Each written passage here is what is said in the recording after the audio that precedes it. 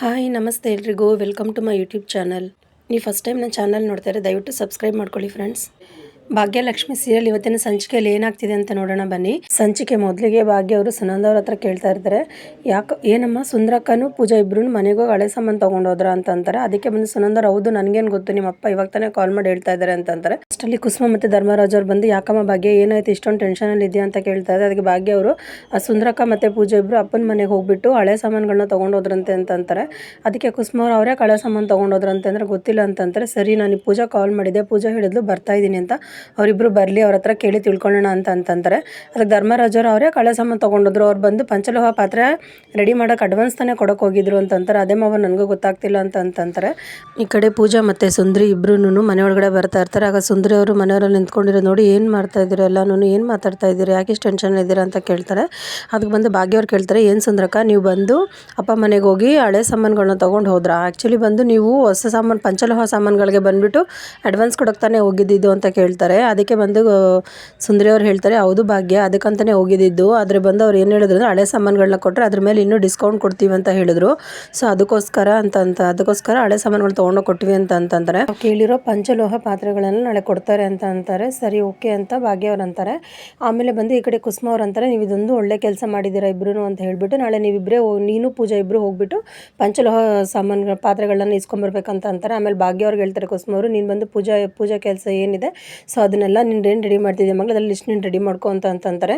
ಆಮೇಲೆ ಧರ್ಮರಾಜವ್ರಿಗೆ ಹೇಳ್ತಾರೆ, ರೀ ನಾನು ನೀವು ಮದುವೆಗೆ ಯಾರನ್ನ ಇನ್ವೈಟ್ ಮಾಡ್ಬೇಕಂತ ಹೇಳ್ಬಿಟ್ಟು ಲಿಸ್ಟ್ ರೆಡಿ ಮಾಡೋಣ ಅಂತ ಅಂತಾರೆ. ಆಮೇಲೆ ಸುನಂದವ್ರನ್ನ ಕೂಡ ಕರೀತಾರೆ. ಸುನಂದವ್ರೆ, ನೀವು ಬಂದು ನಮ್ಗೆ ಹೆಲ್ಪ್ ಮಾಡಿರಿ ಅಂತಂತಾರೆ.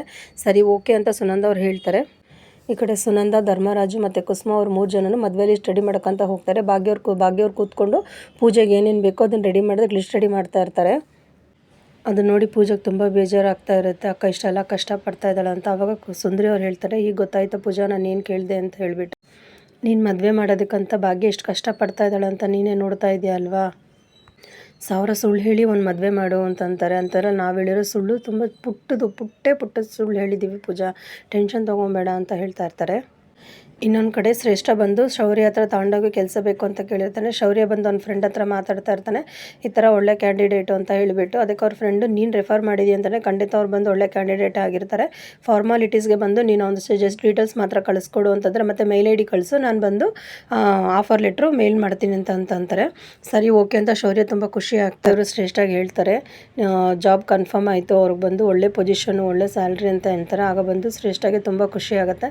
ತುಂಬ ಥ್ಯಾಂಕ್ಸ್ ಶೌರ್ಯ ಅಂತ ಅಂತಾರೆ. ಆದರೆ ಶೌರ್ಯ ಅವ್ರು ಹೇಳ್ತಾರೆ, ನೀನು ತಾಂಡವ್ ಹೆಂಡತಿಯಾಗಿ ಅವ್ನಿಗೆ ಒಳ್ಳೇದಾಗಬೇಕಂತ ತುಂಬ ಪ್ರಯತ್ನಗಳನ್ನ ಮಾಡ್ತಿದ್ಯಾ, ಅದಕ್ಕೆ ನಾನೊಂದು ಸಪೋರ್ಟ್ ಮಾಡ್ತಾಯಿದ್ದೀನಿ ಅಷ್ಟೇ, ಬಟ್ ಈ ಹೆಲ್ಪ್ ಬಂದು ನೀನು ಯಾವಾಗಲೂ ಕೇಳಬಾರ್ದು ಅಂತಂತಾರೆ. ತುಂಬ ಥ್ಯಾಂಕ್ಸ್, ಇದಕ್ಕೆ ಮೇಲೆ ನಾನೇನು ಕೇಳಲ್ಲ ಅಂತಾಳೆ.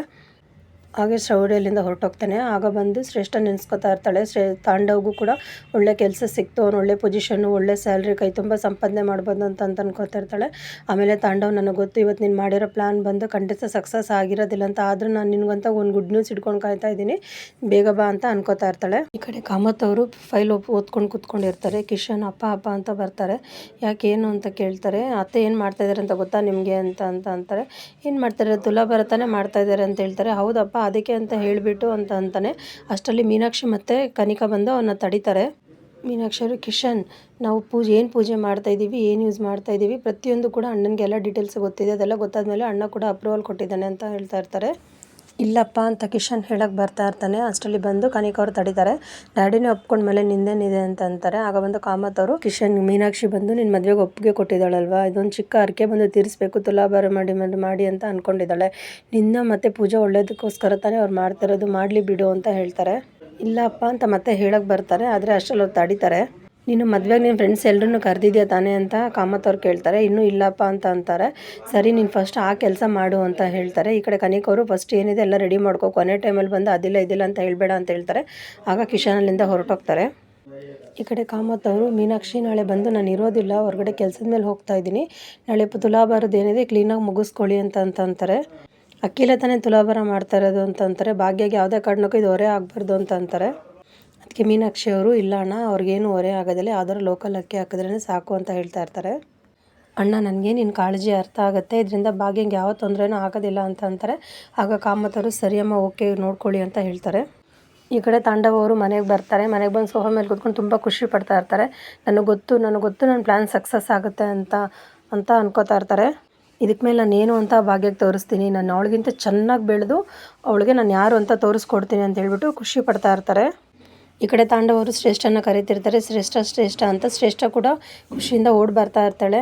ತಾಂಡವ್ ಅಂತ ಹೇಳ್ತಾ ಇರ್ತಾಳೆ. ತಾಂಡವ್ ಅವನಿಗೊಂದು ಸಿಹಿ ಸುದ್ದಿ ಇದೆ ಅಂತ ಹೇಳ್ತಿರ್ತಾಳೆ. ಈ ಕಡೆ ತಾಂಡವ್ ಕೂಡ ಹೌದು, ನಿನ್ನ ಕಡೆಯಿಂದ ನಿನಗೊಂದು ಸಿಹಿ ಸುದ್ದಿ ಇದೆ ಅಂತ ಹೇಳ್ತಾರೆ. ಅಷ್ಟರಲ್ಲಿ ಬಂದು ಶ್ರೇಷ್ಠ ಬಂದು ಬಾಯಿ ತಡಿತಾಳೆ ತಾಂಡವ್ಗೆ. ಲೇಡೀಸ್ ಫಸ್ಟು, ನಾನು ಹೇಳ್ತೀನಿ ಏನು ಅಂತ ಹೇಳಿಬಿಟ್ಟು ಅಂತ ಅಂತಾಳೆ. ನೀನು ಎಕ್ಸ್ಪೆಕ್ಟೇ ಮಾಡೋಕ್ಕಾಗ್ದಿರೋಂಥ ಒಂದು ಜಾಬ್ ಸಿಕ್ಕಿದೆ ಕಣೋ, ನಿನಗೆ ಅಂತ ಒಂದು ಒಳ್ಳೆ ಜಾಬ್ ಆಪರ್ಚುನಿಟಿ ಬಂದಿದೆ ಅಂತ ಹೇಳ್ತಾಳೆ. ಅಷ್ಟರಲ್ಲಿ ತಾಂಡವ್ ಅವ್ರಿಗೆ ಅದು ಶಾಕ್ ಆಗುತ್ತೆ. ನೀನು ಒಂದು ದೊಡ್ಡ ಕಂಪ್ನಿಗೆ MD ಆಗ್ತಾಯಿದ್ಯಾ, ಸ್ಯಾಲ್ರಿ ಕೂಡ ನಿನ್ನ ಎಕ್ಸ್ಪೆಕ್ಟ್ ಮಾಡ್ದಿರೋ ಮಟ್ಟಕ್ಕಿದೆ ಕಣೋ, ಒಳ್ಳೆ ಸ್ಯಾಲ್ರಿ ಇದೆ ಅಂತ ಹೇಳ್ತಾ ಇರ್ತಾಳೆ. ತಾಂಡವ್ ಕೇಳ್ತಾನೆ, ನೀನು ನನಗೆ ಕೆಲಸ ಹುಡುಕ್ತಾ ಇದೆಯಾ ಅಂತ ಕೇಳ್ತಾನೆ. ಹೌದು ಬೇಬಿ, ನಿನಗಂತ ಕೆಲಸ ಹುಡುಕಿದ್ದೀನಿ ಅಂತ ಅಂತಾಳೆ. ಅದು ಕೂಡ ನನ್ನ ಫ್ರೆಂಡ್ ಶೌರ್ಯನ ಕಡೆಯಿಂದ ಬಂದಿರೋದು. ಆ ಕಂಪ್ನಿ ಓನರ್ ಬಂದು ಶೌರ್ಯನ್ಗೆ ಫ್ರೆಂಡ್ ಅಂತೆ, ಅವ್ನು CV ಕೂಡ ಕೇಳಲಿಲ್ಲ ಕಣೋ, ಕೆಲಸ ಇಮಿಡಿಯೇಟಾಗಿ ನಿನಗೆ ಆಫರ್ ಲೆಟ್ರ್ ಕೊಟ್ಟಿದ್ದಾರೆ ಅಂತ ಅಂತಾರೆ. ಈ ಕಡೆ ತಾಂಡವ್ ಬಂದು ಕೋಪ ಮಾಡಿಕೊಂಡು, ಸಾಕು ಕುಣಿಯೋದು ನಿಲ್ಲಿಸೆ ನೀನು ಅಂತ ಬೈತಾ ಇರ್ತಾನೆ. ನಾನೇನು ಜೋಕರ್ ಅಂತ ಅಂದ್ಕೊಂಡಿದ್ಯಾ ನೀನು ಅಂತ ಹೇಳ್ಬಿಟ್ಟು ಬೈತಾ ಇರ್ತಾನೆ. ಅದೊಂದು ತಲೆ ಮೇಲೆ ಏನಾದರೂ ಲೂಸರ್ ಅಂತ ಬರ್ದಿದ್ಯಾ ಅಂತ ಹೇಳ್ಬಿಟ್ಟು ಬೈತಾ ಇರ್ತಾನೆ ಅವಳ ಮೇಲೆ ಶ್ರೇಷ್ಠಾಗೆ. ಅಥವಾ ಎಲ್ಲಾದರೂ ಜಾತಕ ಇಟ್ಬಿಟ್ಟು ಕೇಳಿದ್ಯಾ, ನನ್ನ ಮಗ ಈ ಜನ್ಮದಲ್ಲಿ ಉದ್ಧಾರ ಆಗೋದಿಲ್ಲ, ನೀನೇ ಉದ್ಧಾರ ಮಾಡಬೇಕಂತ ಅವ್ರು ಏನಾದ್ರು ಹೇಳಿದ್ರ ಅಂತ ತುಂಬ ಕೋಪ ಮಾಡ್ಕೊಂಡು ಬೈತಾ ಇರ್ತಾನೆ ಶ್ರೇಷ್ಠಾಗೆ. ಈ ಕಡೆ ಶ್ರೇಷ್ಠ ಅವ್ರು ಇಲ್ಲ ತಾಂಡವ್ ಅಂತ ಹೇಳಕ್ಕೆ ಬರ್ತಾರೆ. ಅಷ್ಟು ಬೇಗ ಅವ್ನು ಮತ್ತೆ ಬೈಯಕ್ಕೆ ಸ್ಟಾರ್ಟ್ ಮಾಡ್ತಾನೆ.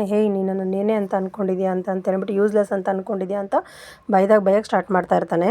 ಫಸ್ಟ್ ಆಫ್ ಆಲ್ ನಿನಗೆ ನನ್ನ ಐಡಿಯಾ ಮೇಲೆ ನಂಬಿಕೆನೇ ಇರಲಿಲ್ಲ ಅಲ್ವಾ, ಅದಕ್ಕೆ ತಾನೇ ನನ್ನ ಕೈಲಾಗ್ದವನು, ನನ್ನ ಕೈಲಿ ಏನೂ ಆಗೋದಿಲ್ಲ, ನನ್ನ ಐಡಿಯಾ ಸಕ್ಸಸ್ ಆಗೋದಿಲ್ಲ ಅಂತ ನೀನು ನನಗೆ ಕೆಲಸ ಹುಡುಕಿಟ್ಟಿದ್ಯಾ, ಅದು ಕೂಡ ನಿನ್ನ ಬಡ್ಡಿ ಫ್ರೆಂಡ್ ಹತ್ರ ಹೇಳಿಬಿಟ್ಟು ಕೆಲಸ ಹುಡುಕಿಟ್ಟಿದ್ಯಲ್ವಾ ಅಂತ ಹೇಳ್ಬಿಟ್ಟು ಬೈತಾ ಇರ್ತಾನೆ. ಅಂದರೆ ನೀನು ಬೆಳಿಗ್ಗೆ ಹಲ್ಕಿಸ್ಕೊಂಡು ಆಲ್ ದ ಬೆಸ್ಟ್ ತಾಂಡವ್ ಅಂತ ಹೇಳಿದ್ದೆಲ್ಲ ಒಂದು ದೊಡ್ಡ ಡ್ರಾಮಾ ಅಲ್ವಾ ಅಂತ ಹೇಳ್ಬಿಟ್ಟು ಬೈತಾ ಇರ್ತಾನೆ. ಎಂಥ ಒಳ್ಳೆ ಡ್ರಾಮಾ ಶ್ರೇಷ್ಠ ಅಂತ ಹೇಳ್ಬಿಟ್ಟು ತಾಂಡವ್ ಇದು ಮಾಡ್ತಾ ಇರ್ತಾನೆ. ಅದಕ್ಕೆ ಶ್ರೇಷ್ಠ ಅವರು, ತಾಂಡವ್ ದಯವಿಟ್ಟು ತಪ್ಪು ತಿಳ್ಕೊಂಬಿಡು ಕಣೋ, ಅವತ್ತು ಬಂದು ಒಬ್ಬ ಬಿಸ್ನೆಸ್ ಸೈಕೋ ಬಂದು ನೀನು ಹೇಳಿದ ಪ್ಲ್ಯಾನನ್ನು ಒಪ್ಕೊಂಡಿಲ್ಲ ತಾನೆ, ಅದಕ್ಕೋಸ್ಕರ ನಾನು ಇದನ್ನು ಇದು ಮಾಡಿದೆ ಕಣೋ ಅಂತ ಹೇಳ್ತಾ ಇರ್ತಾಳೆ. ಅಷ್ಟರಲ್ಲಿ ಶೌರ್ಯ ಅಲ್ಲಿಗೆ ಬರ್ತಾನೆ. ಸ್ಟಾಪ್ ಇಟ್, ಶ್ರೇಷ್ಠ ಬೇಕು ಅಂತ ಏನು ಮಾಡಿಲ್ಲ, ಇದು ನಿಮ್ಮ ಮೇಲಿರೋ ಪ್ರೀತಿಗೋಸ್ಕರ ಅವಳು ಮಾಡಿರೋದು ಅಂತ ಹೇಳ್ತಾನೆ. ಅಷ್ಟರಲ್ಲಿ ತಾಂಡವ್ ಕೋಪ ಮಾಡಿಕೊಂಡು, ನೀನು ಯಾವನು ನನ್ನ ಲೈಫಲ್ಲಿ ಇದನ್ನೆಲ್ಲ ಹೇಳೋದಕ್ಕೆ ಅಂತ ಹೇಳಿಬಿಟ್ಟು ಶೌರ್ಯ ಕತ್ಪಟ್ಟಿ ಹಿಡ್ಕೋತಾನೆ. ನಿನಗೆ ಸ್ವಲ್ಪ ಆದರೂ ಮಾನ ಮರ್ಯಾದೆ ಇತ್ತು ಅಂತಂದರೆ ಮತ್ತೆ ನೀನು ನನ್ನ ಲೈಫಲ್ಲಿ ಇಂಟರ್ಫಿಯರ್ ಆಗಬೇಡ, ಇಲ್ಲಿಂದ ಹೋಗೋ ಅಂತ ಹೇಳ್ಬಿಟ್ಟು ಶೌರ್ಯನ ಹೊರಗಡೆ ತಳ್ಳಿಬಿಡ್ತಾನೆ. ಈ ಕಡೆ ಶ್ರೇಷ್ಠ ಅವರು, ತಾಂಡವ್ ನೀನು ತಪ್ಪು ಮಾಡ್ತಾ ಇದೆಯಾ, ಅವ್ನು ನಮಗೆ ಅಂತ ಹೆಲ್ಪ್ ಮಾಡೋಕ್ಕಂತ ಬಂದಿದ್ದು ಅಂತ ಹೇಳ್ತಾ ಇರ್ತಾಳೆ. ಅವ್ನು ಯಾವನ್ನೇ ನಮ್ಮ ಲೈಫಲ್ಲಿ ಹೆಲ್ಪ್ ಮಾಡೋದಕ್ಕೆ ಅಂತ ಬೈತಾ ಇರ್ತಾನೆ. ಈಗ ಗೊತ್ತಾಯಿತು, ಅವ್ನು ಬಂದು ನಿನ್ನ ಕ್ರಷ್ ಅಲ್ವಾ, ಆ್ಯಕ್ಚುಲಿ ನೀನು ಕಾಲೇಜಲ್ಲಿ ಇದ್ದಾಗ ಬಂದು ಅವ್ನು ಲವ್ ಪ್ರಪೋಸ್ ಮಾಡಿದ್ದಲ್ವಾ, ಈಗ ಹೆಲ್ಪ್ ಮಾಡಿ ಇನ್ನೂ ನೀನು ತುಂಬ ಕ್ಲೋಸ್ ಆಗಬೇಕಂತ ಹೇಳ್ಬಿಟ್ಟು ಪ್ರಯತ್ನ ಪಡ್ತಾ ಇದ್ದಾನಲ್ವಾ ಅಂತ ಹೇಳ್ಬಿಟ್ಟು ಹೇಳ್ತಾ ಇರ್ತಾನೆ. ಅದಕ್ಕೆ ಶ್ರೇಷ್ಠ ಅವರು, ತಾಂಡವ್ ನೀನು ಇಷ್ಟು ಚೀಪಾಗಿ ಯೋಚನೆ ಮಾಡಬೇಡ ಅಂತ ಹೇಳ್ಬಿಟ್ಟು ಬೈತಾ ಇರ್ತಾಳೆ. ಅದಕ್ಕೆ ತಾಂಡವ್, ನಾನು ಚೀಪಾಗಿ ಮಾತಾಡ್ತಾ ಇಲ್ಲ, ನೀವಿಬ್ಬರು ಚೀಪಾಗಿ ತುಂಬ ನೋಡ್ಕೋತಾ ಇದ್ದೀರಾ ಅಂತ ಹೇಳ್ಬಿಟ್ಟು ಬೈತಾನೆ. ಇದೇ ಕೊನೆ ಸಲ ಶ್ರೇಷ್ಠ ಅವ್ನು ನಿಮ್ಮ ಮನೆ ಕಡೆ ಬರೋದಾಗಲಿ ಮತ್ತೆ ಇದೆಲ್ಲ ರಿಪೀಟ್ ಆಗೋದಲ್ಲ ಆಯ್ತಂದರೆ ಮನುಷ್ಯನೇ ಆಗಿರೋದಿಲ್ಲ ಅಂತ ಹೇಳ್ಬಿಟ್ಟು ತಾಂಡವ್ ಅವರು ಬೈದ್ಬಿಟ್ಟು ಹೊರಟೋಗ್ತಾರೆ. ಈ ಕಡೆ ಆದಿಯವರು ತಾಂಡವ್ ಕಾಲ್ ಮಾಡ್ತಾರೆ. ತಾಂಡವ್, ನಾನು ನಿಮ್ಮ ಫೈಲ್ ನೋಡಿದೆ, ನಂಗೆ ತುಂಬ ಇಂಪ್ರೆಸ್ ಆಯಿತು, ನಾಳೆ ಮೀಟ್ ಮಾಡಿ ಮಾತಾಡೋಣ ಅಂತ ಹೇಳ್ಬಿಟ್ಟು ಹೇಳ್ತಾರೆ. ತಾಂಡವ್ ಅದಕ್ಕೆ ಓಕೆ ಸರ್, ಖಂಡಿತ ಮೀಟ್ ಮಾಡೋಣ ಅಂತ ಹೇಳ್ಬಿಟ್ಟು ಖುಷಿ ಪಡ್ತಾ ಇರ್ತಾನೆ. ಈ ಕಡೆ ಮಹಿಕಾ, ಮೀನಾಕ್ಷಿ, ಕನಿಕಾ ಅವ್ರು ಬಂದು ಊಟಕ್ಕೆ ಕೂತ್ಕೊಂಡಿರ್ತಾರೆ. ಅಷ್ಟರಲ್ಲಿ ಆದಿಯವ್ರು ಬರ್ತಾರೆ. ಅಪ್ಪ ಇಲ್ಲಿ ಅಂತ ಕೇಳ್ತಾರೆ.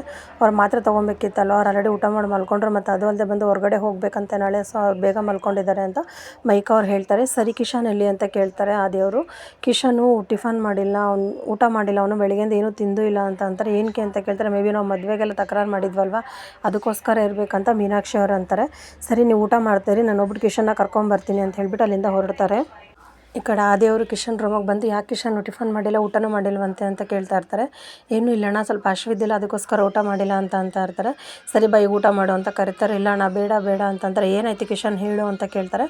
ಏನೂ ಇಲ್ಲಣ್ಣ, ನಾನು ಜಿಮ್ಮಿಂದ ಬರಬೇಕಾದ್ರೆ ತಿನ್ಕೊಂಡ್ಬಂದ್ಬಿಟ್ಟೆ ಅಣ್ಣ, ನಿಮಗೆ ಗೊತ್ತಲ್ವ ನಾನು ಊಟ ತಿಂಡಿ ಎಲ್ಲ ಏನೂ ಬಿಟ್ಟಿರೋದಿಲ್ಲ, ಚೆನ್ನಾಗಿ ಊಟ ಮಾಡೋನು ಅಂತ ಅಂತಾರೆ.